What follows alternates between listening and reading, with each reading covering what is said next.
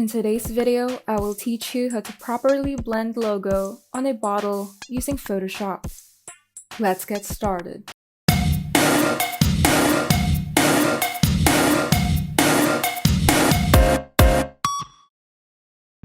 First, open the image where you would like to place the logo. Now, open the logo and make sure that the background is transparent.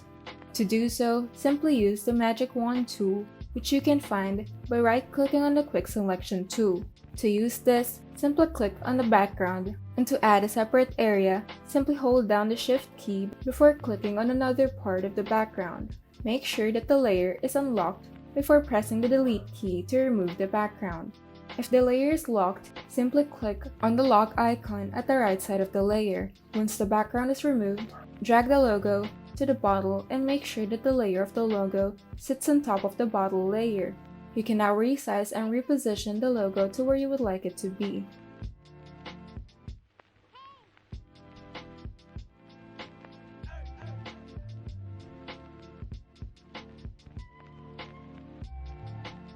Now, select the bottle layer and hit Ctrl-J on your keyboard to duplicate the layer. Then drag the duplicated layer above the logo layer.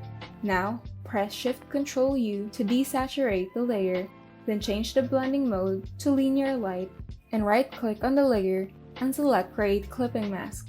Finally, adjust the opacity to your liking, and you're done!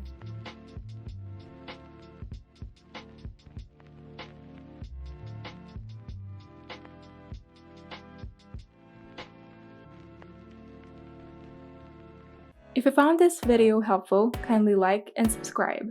And if you want to see more tutorials, turn on the notification bell so that you can be updated whenever we upload new tutorials.